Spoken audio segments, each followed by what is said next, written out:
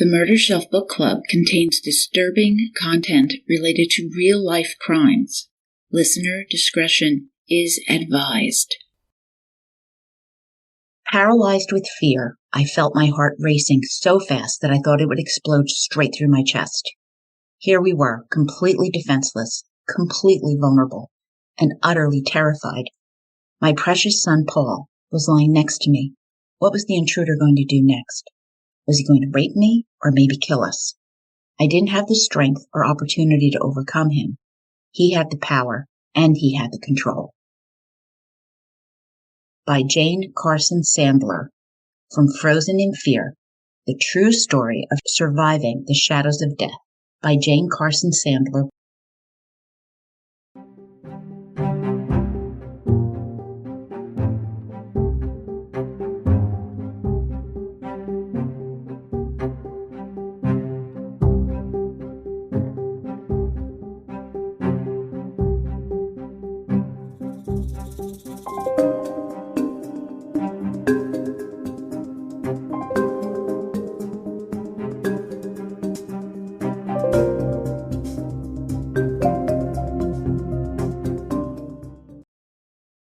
Well, Happy New Year, Murder Bookies. Welcome to the first episode of 2024 of the Murder Shelf Book Club podcast, and I am your host, Jill. This is episode 80, Survival Mode, from Frozen in Fear, The True Story of Surviving the Shadows of Death, by Jane Carson-Sandler, Part 1. Murder Bookies, I have an announcement. This is some wonderful news. CrimeCon 2024 is in Nashville, May 31st to June 2nd, 2024. If you have not gotten your CrimeCon badge, please use my code. All lowercase letters, Murder Shelf. Yeah, you'll save 10%, and I really can't wait to see you again. This time we should do a meetup or something. I'll have to check the schedule and see what's going on, but maybe we can do something. But remember, you can always find me hanging out, having some food and drinks later in the evening. So again, use my code, save 10%, Murder Shelf, when you buy your CrimeCon 2024 tickets. We just celebrated the Murder Shelf Book Club's 4th anniversary, 26 books later. That blows my mind. And with your help, I think we have grown and improved and gotten more substantial and met many of the goals that we've set. So looking forward to 2024 and what's coming up next. I always say that I can't do this without you, and new murder bookies are welcomed and appreciated. I hope you all had a restful, peaceful, healthy New Year. I know I sure needed a little downtime. The stress was beginning to set in. Back renewed, and I'm ready to tell you more incredible stories. Stories you may be unfamiliar with, which I actually prefer. There are just so many victims who need to be remembered. This story, Frozen in Fear, is very close to my heart because I've met our author a number of times, and I know what a classy, smart, and caring woman she is, Jane Carson-Sandler. Jane is a survivor who was raped by the East Area Rapist in her home back in 1976, early in his reign of terror. And this is not his only moniker. He's also known as the Visalia Ransacker, and the original Night Stalker, and the last one associated with his crimes, chosen by true crime author Michelle McNamara, the Golden State Killer. You may be familiar with this case because there's a zillion podcasts and documentaries, but not like this one. Most have focused on the serial killer, and I certainly did when I started this podcast with my first book, I'll Be Gone in the Dark, the one Michelle McNamara wrote. I shared my profile of the Golden State Killer, written before Joseph DeAngelo was exposed as the malignant piece of crap that he is. But this is a little different. This trilogy is from the perspective of the East Area Rapist survivor, giving her a voice, giving them a voice, not the perpetrator. I hope to impart the impact on his rape victims, on their lives, faith, marriages, and families. Now, this will follow Jane's story, and how survivors are so much more than they were on the worst day of their lives. Later, I will expand this to include some other strong women who have come forward about their experiences as well.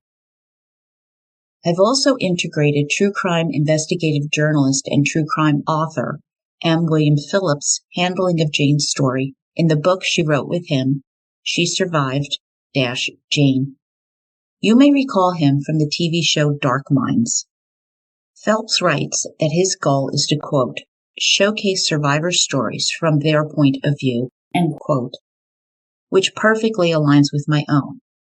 While I definitely focus on the crimes, investigation, and psychology of the perpetrator, reflecting in many of the books I've highlighted, here I'm focusing on the victims, their stories, how they survived, how they chose to live and live fully.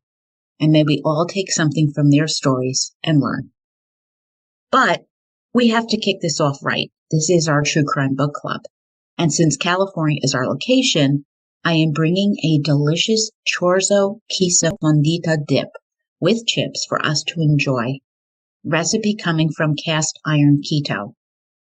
I like to keep our appetizers pretty simple to make. And if you heard me, this is a keto recipe as well, helping out those with their New Year's resolutions. So in a pan, you brown your chorizo sausage in avocado oil. Then you add diced bell pepper, white onion, some spices like chili powder and sea salt, lots of Monterey Jack cheese, and some pico de gallo. You bake for 20 minutes, and we are ready to scoop and dip. Easy and delicious. Now, if you like it hotter, you can swap out the bell pepper for a poblano pepper and add a little zip to it. Now, I've paired this queso with Antonio Diaz Martin Spain Tempranillo from my favorite wine club, Naked Wines. This dark fruity red is medium-bodied with hints of plum, cherry, blackberries, and licorice. Very dry. This Tempranillo isn't oaky like a Roja, and this finish is silky with enough acidity to clean the palate. So it definitely elevates the spice of the queso, and I really, really like this pairing. This bottle is a 2022, and it's available on Naked Wines for about $12 if you become a Naked Wines Angel. The regular price is $22. So now we have our book, we have our case, we have our snack and drink, and we are ready to begin book club. Bon appetit, murder bookies. We begin with life in 1976, Citrus Heights, California. Every morning, Jane would see her husband Bill off to work and then enjoy some quiet cuddle time with her 3-year-old son Paul. And it was a bright and early ritual that they enjoyed. Jane would reflect, quote, my early morning time with Paul was very special to me, as I wouldn't see him all day, end quote, as she was in college working on her nursing degree and Paul went to daycare. This day, October 5th, 1976, it was about 6:30 a.m. and Bill had just left the house. Hearing the garage door reopening, Jane wondered what he'd forgotten, bewildered when she saw this light coming down the hallway towards her, thinking, quote, why the light and why is he running? End quote. A jolt of adrenaline erupted when she realized the man wore a ski mask, and this was not Bill, and he pointed at her with a large butcher knife. A scream erupted from Jane's throat as he pushed the knife into her chest, leaving nicks and her skin oozing blood.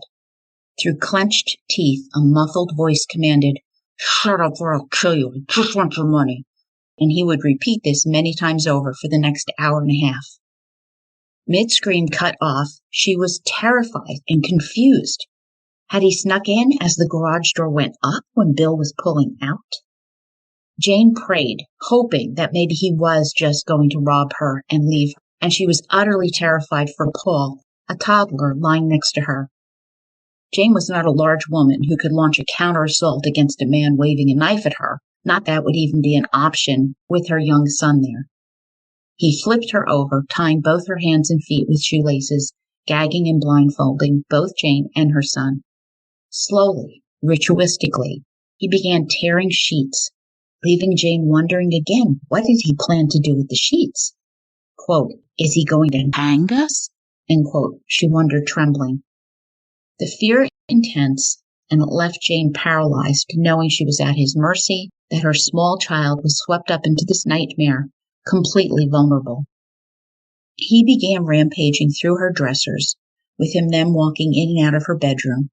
She couldn't defend her baby boy as questions shot rapid fire through her mind as Jane wondered what he wanted. What was he after? What was he looking for?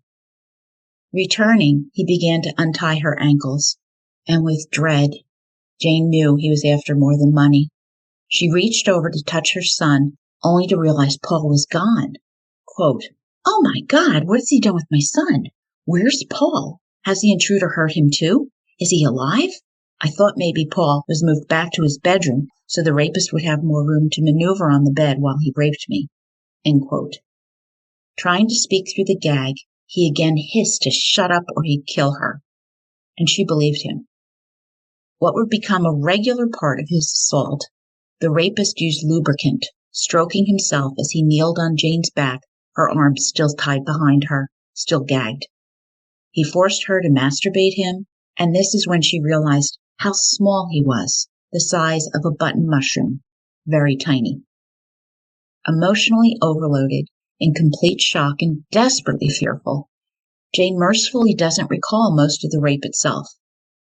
Finished, he must have brought Paul back into the bedroom, threatening to kill them both if he heard a sound. She heard him in the kitchen, refrigerator door opening, pots and pans rattling. What was he doing? Eating? Oh, how sick! Time lost all meaning, but it felt like Jane had laid there for hours as it grew quiet. Finally, she spit out the gag and managed to pull the blindfold down with her tongue. And Paul was next to her. And oh, thank God, he was all right. She noticed light coming through the blinds in the enveloping silence. No noise in the kitchen. Had he gone? She knew she had to get up and move, but was so terribly frightened. What if he wasn't gone? If she made a noise, would he come back and kill her? Finally, the frozen inertia was no longer an option, and she found the courage to tell Paul to be very quiet and to follow her. With her ankles retied, she hobbled back down the hall, Paul tucked behind her, having no idea what she faced around the corner. Slipping out the sliding glass door, the pair maneuvered across the yard to the side gate, with Jane screaming for help. A neighbor came quickly, aghast, and took them into her home, and the police were called, and then Bill. Arriving quickly, Jane was inundated with questions as she wondered, wait, was this real? Was it a bad dream? Was I really just raped? And she thanked God for sparing hers and Paul's lives. They were both okay. Jane told the officers the rapist wore a black ski mask. He had put a knife to her throat and threatened to kill them. He wore black or a brown leather jacket and had black high-top sneakers. But this was not easy for her. Speaking to the police was difficult because they were men, and a man had just raped her. Jane wanted nothing to do with men. She hated men. But more questions and more questions. Finally, a very kind female detective named Carol Daly arrived, taking Jane to the emergency room in Sacramento, California. From this point forth, life would be forever divided into her first 30 years of life in a time before this brutal rape and afterwards. Prior life in Citrus Heights, California had been enjoyable, fulfilling, as Jane was working to complete her degree at California State University and focus on her husband Bill and motherhood. They lived in a lovely suburban neighborhood with manicured lawns, parks, gardens, streams, and bike paths, with perfect year-round weather. While Bill and Jane were homebodies, they did occasionally dine out for some Mexican food, thinking, what could possibly go wrong? Quote, Jane never had any indication while she and Bill went through their last days of that summer and early fall, eating out, spending time at home, the park, movies, enjoying the routines of life, that a budding serial killer was watching them, stalking, searching for his next victim. End quote. And he found Jane. Every detail of a crime holds some importance, which is why law enforcement questions are repeated over and over. What later became significant was where Jane and her family lived, their type of house, and the layout of the neighborhood. A 1,200 square foot style ranch home, they had 3 bedrooms, 2 baths, and a 2-car garage. a living room, kitchen, and a room to eat in, with the backyard enclosed by a 6-foot-high fence. This was Jane and Bill's first home. Police would come to conclude that this was the exact kind of neighborhood and house, with a wood fence and vines, providing some kind of cover, that was the rapist's calling card. He may have picked neighborhoods before actually choosing his prey. This was the 1970s, with disco music, platform shoes, and long hair, and Jane writes that the hospital visit was another nightmare. After an hour, Detective Carol Daly had to leave, and Jane was alone, feeling like hours were dragging by. Haggard, looking torn and battered, Jane's hair was a matted mess, her face streaked with tears. Where the rapist had jabbed her in the chest with the tip of his knife, blood had seeped through her top and dried, and this combination elicited stares from those around her, making her feel like she was some kind of weirdo. There was no comfort from speaking to a rape counselor because they didn't exist yet. Jane just waited, alone in shock. Finally, Jane was taken into an examination room where a male doctor began to assess her, fear and anxiety and discomfort welling up. A man's touch was not welcomed.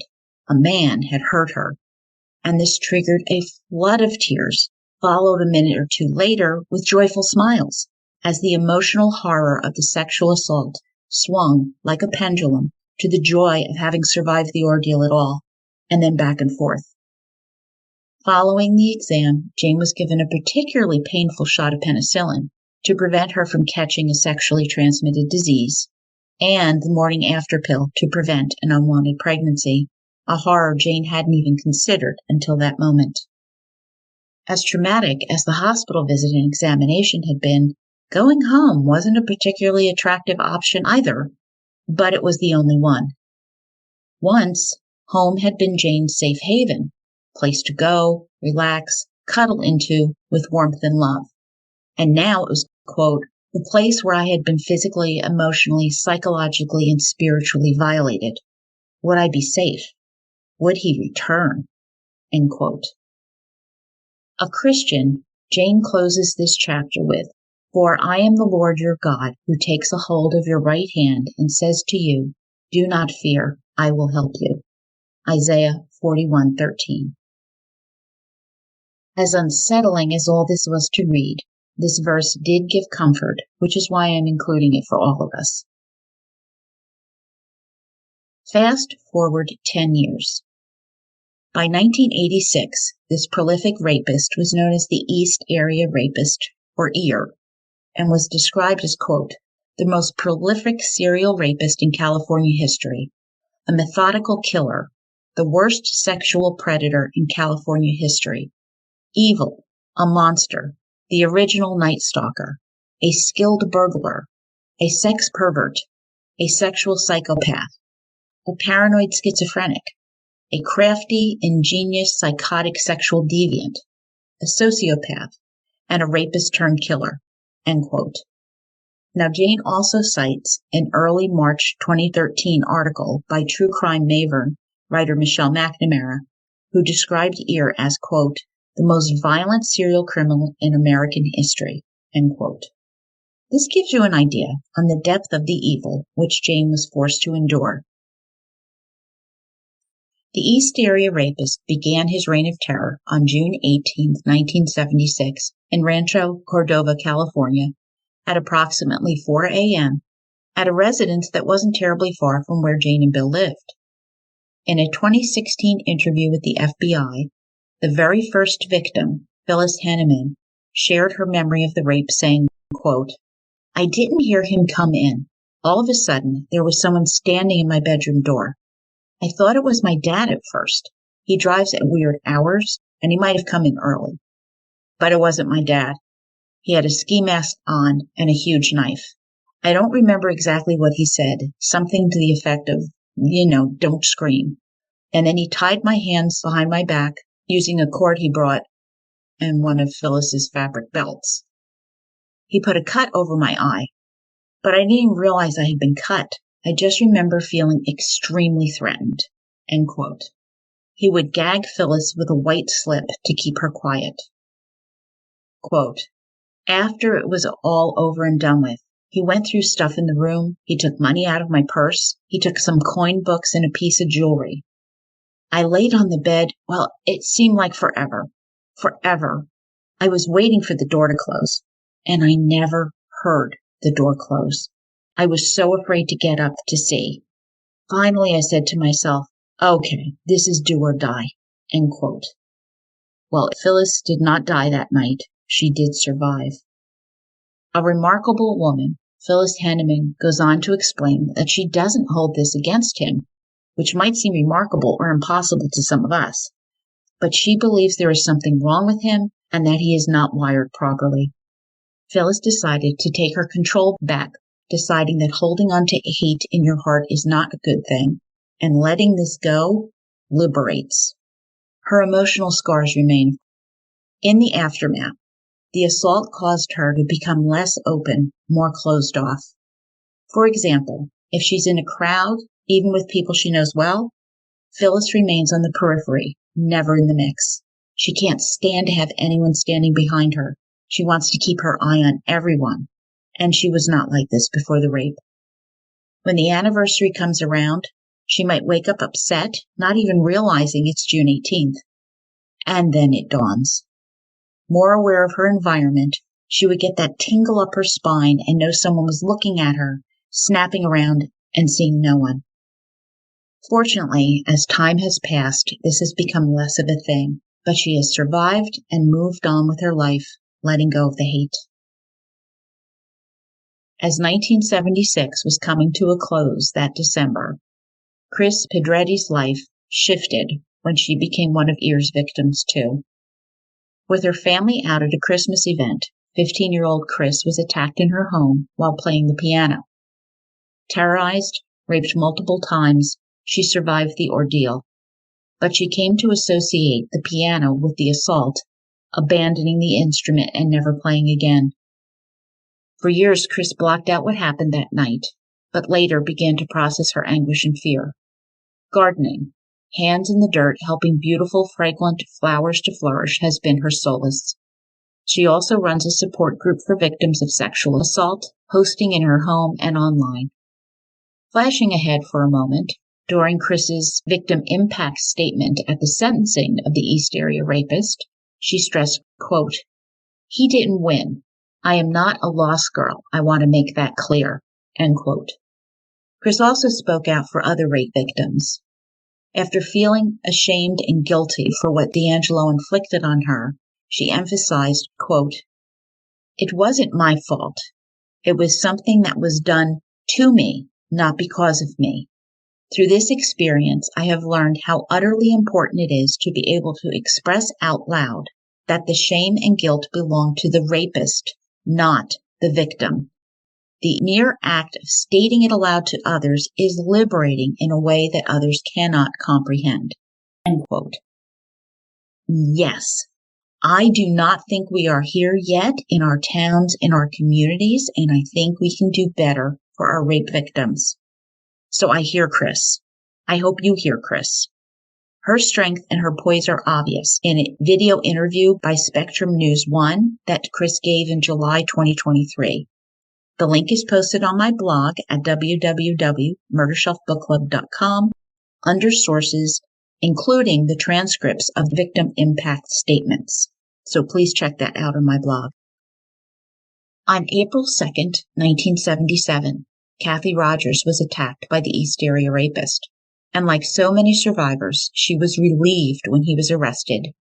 At his sentencing, former Sacramento County Sheriff Investigator Carol Daly, who Jane recalls as being positive and supportive and was integral in the East Area Rapist investigation, read the victim impact statement of Kathy Rogers before Judge Bellman. She characterized him as the ultimate predator who felt superior, stalking, then controlling her. Quote, I have never thought of myself as a victim, although it is part of my history. I did not let his temporary control of me control the outcome of my life. Today, I am blessed with a husband who is my best friend. I feel fortunate that life has been good. I feel my best revenge is to live my life. The monster has been unmasked and is no longer of any consequence. I am leaving him behind. The nightmare is ended, and he is the one who is forever alone in the dark." End quote. Uplifting, inspirational. She has moved on and left this jerk in the distant, dark past, locked behind bars. Now, back in 1976, Jane had no idea that a monster was out there raping women, or that he had been stalking and watching her for days, weeks, possibly months. She followed a morning routine like we all do, never thinking about the possibility of a home invasion. Now, on a normal day, Bill would head off to work, Jane would then get called up, they would do their snuggling, and then she would make him breakfast of, frozen waffles or Cheerios. And inevitably, they'd begin to run late and start rushing around so he could go to daycare and Jane could get off to her classes. Around 4 p.m., she'd circle back to pick up her son and make dinner for Bill. And while this sounds really simple, the truth is it was quite a hectic, juggling a lot of balls every day kind of thing. But the day of the rape was not a normal day. Paul normally did not wake up and jump into bed before Bill departed. Jane would go wake him up like 30 minutes or so later. So this realization was disconcerting. Had the rapist known this? Had he waited for a morning when Paul did join her early? Had his stalking and watching and plotting been this elaborate?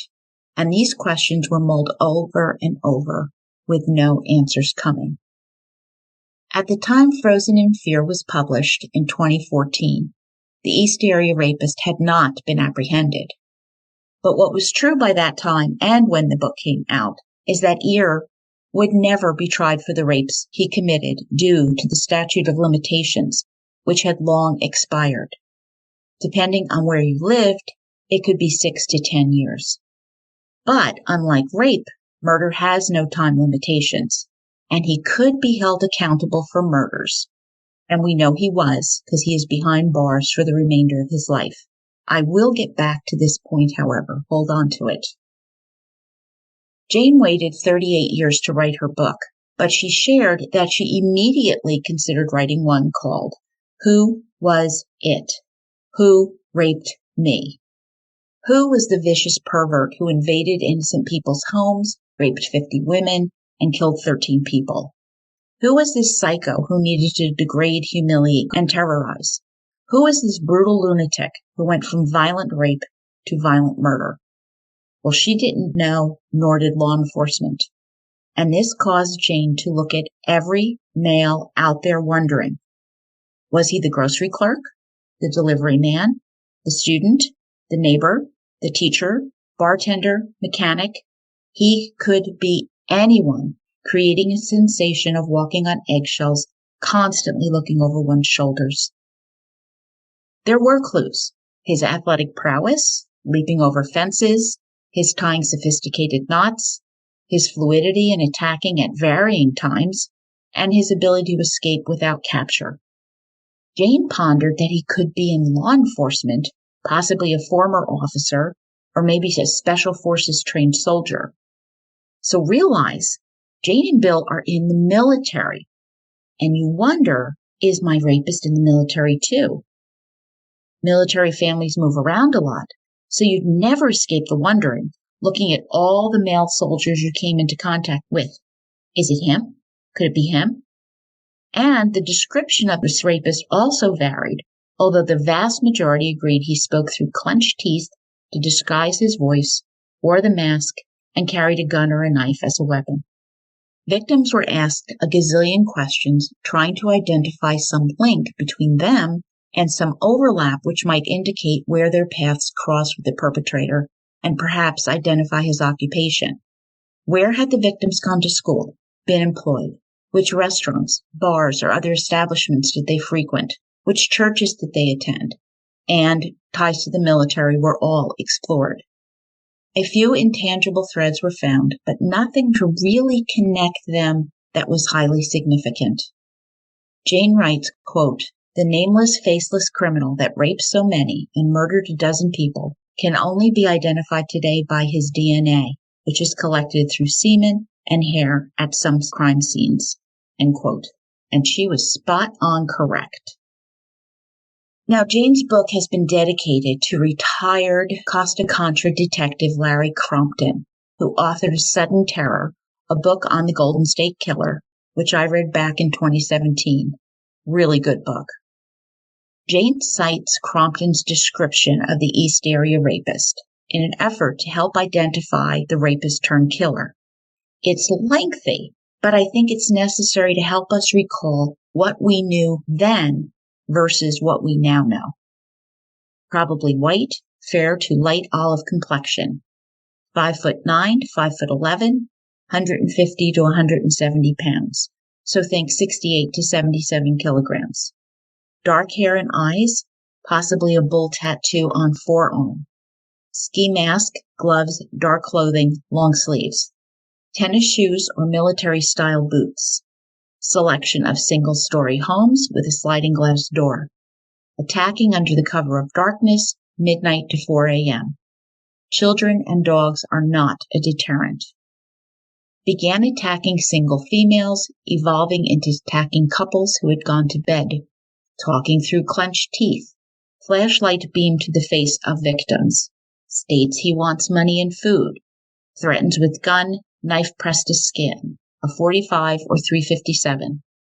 Brought ligatures using shoestrings, twine, or cord. Female victim ordered to tie male's wrist behind the back. Bound female wrists behind back, ankles tied together. Retying male's wrists very tightly. Covered victims' heads or blindfolded with towel. Separated male and female, moving her to another room to rape, sometimes sodomizing, sometimes oral sex. Place dishes or similar object on male's back, threatening that if found, he'll kill them all. Sexually assaulting female victims several times. Repeated threats to kill, says motherfucker or bitch. Asks for money, robbing items of little value. Lubricates himself with lotion. Masturbates when unable to maintain an erection. Cries and curses, "I hate Bonnie." Hangs out in the kitchen, eating and drinking, and left victims tied in ligatures. And this gives you the idea of what happened during these 50 rapes, the rituals he conducted in assaulting these women. Now, spoiler, as I've said, this serial rapist would evolve into a murderer.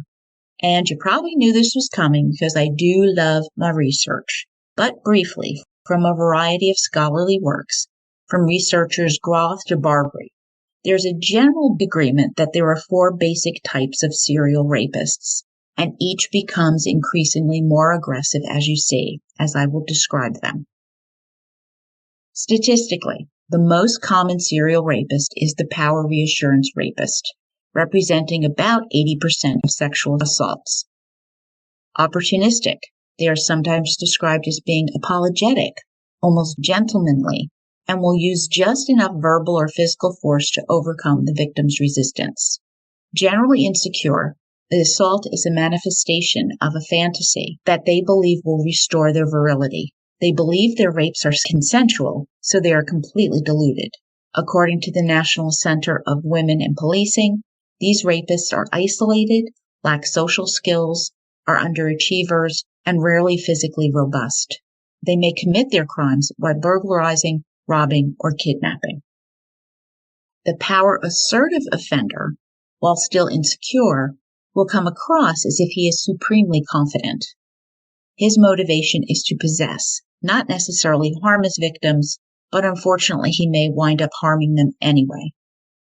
Feeling inadequate with women, this guy is controlling, selfish, prideful about his appearance with a huge ego. So envision the worst stereotype of toxic masculinity. Impulsive and opportunistic, they may see some chance social encounter as an opportunity to show that they're manly men and will rape. And they may abuse alcohol or drugs. 44% of rapes fall into this category. You'll notice that they can overlap these categories. That's why we're already at 120%. Third type, having explosive personalities, The anger retaliatory rapist rages, choosing victims that they can substitute for someone who has angered them for real or perceived wrongs. He is off on a mission to injure those who have hurt him. They can cause significant physical injury to their victims. Those who know this guy will say he has a dark side, and often they attack in a blitz pattern where they subdue with excessive violence, overwhelming their victims. And finally is the anger excitation predator, who is the most aggressive, sadistic, and calculating. Often using restraints and blindfolds, having control over the victim is paramount, and the suffering of the victim is immensely gratifying. This offender has sexually aggressive fantasies, and their goal is to inflict physical and psychological pain on their victims with the goal of possibly killing the victim. And this type is represented in about 5% of all rapes. So considering Larry Crompton's description of this rapist, and then the 4 types I have described, which of these 4 types, power reassurance, power assertive, anger retaliatory, and anger excitation, seems to hit closest to the mark?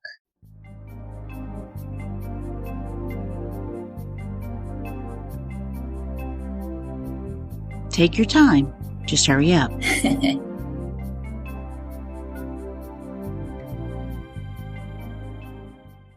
Oh boy. I believe E.A.R has the traits of both the anger retaliation and anger excitation rapists, which I see as part of his evolution as a rapist and how he escalates as time goes forth. In an interview with Mercury News in 2018, Paul Hulls, a now retired investigator and scientist at the Contra Costa County Sheriff's Department, said, quote, "Most certainly, if he's made the statement, 'I hate you, Bonnie,' while he's attacking another female, he is what we call an anger retaliatory rapist.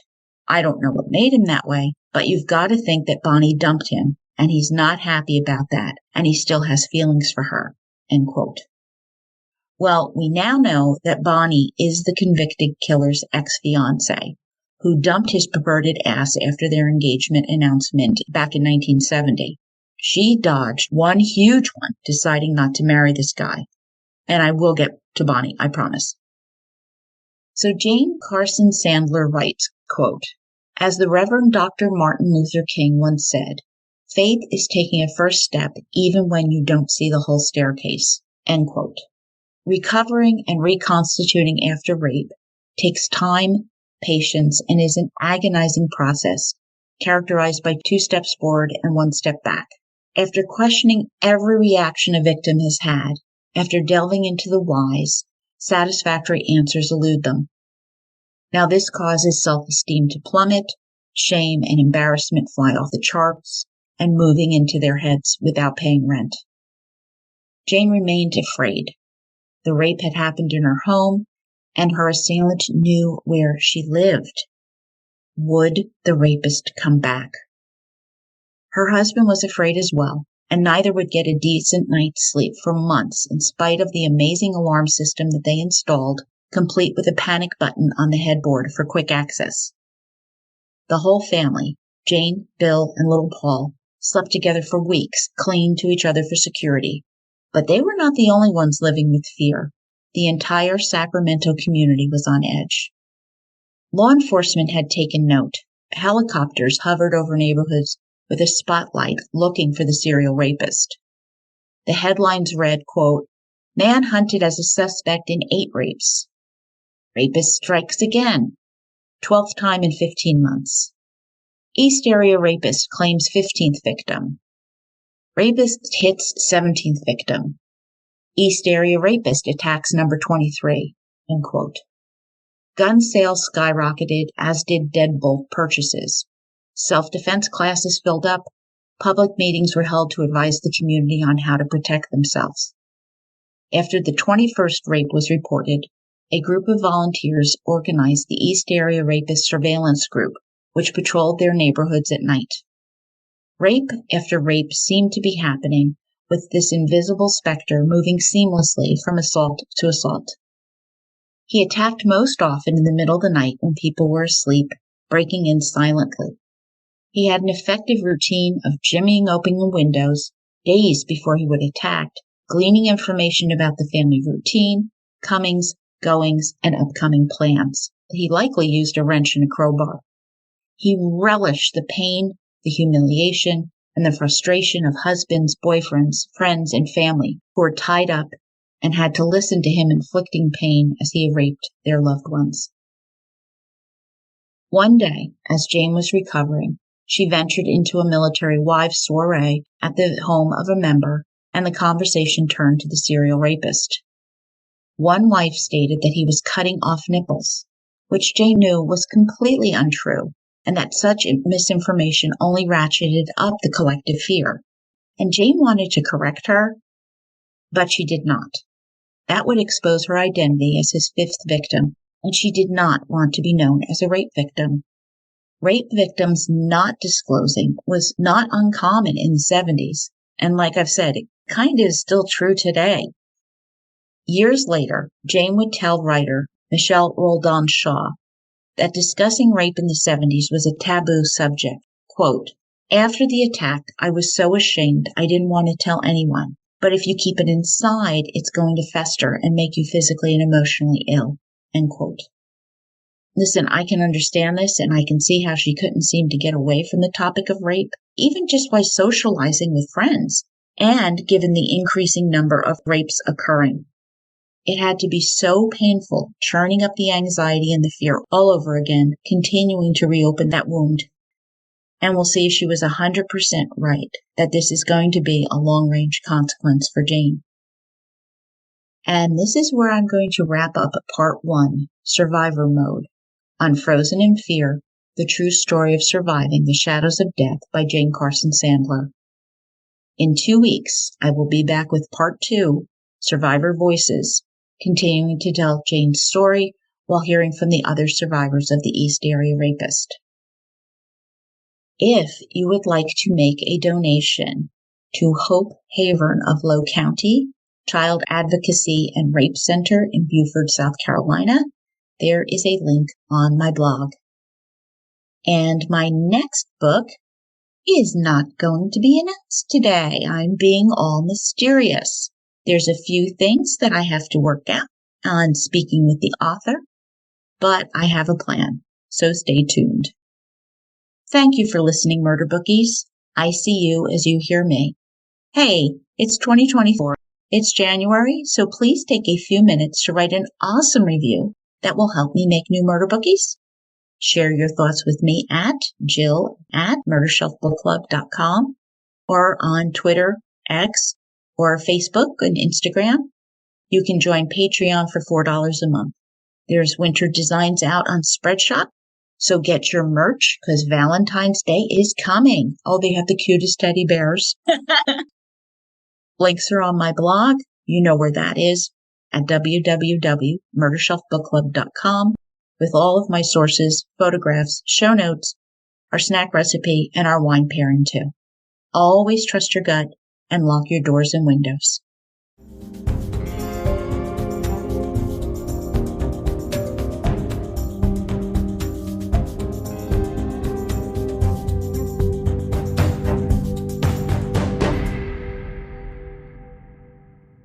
Written and produced by Jill, all rights reserved.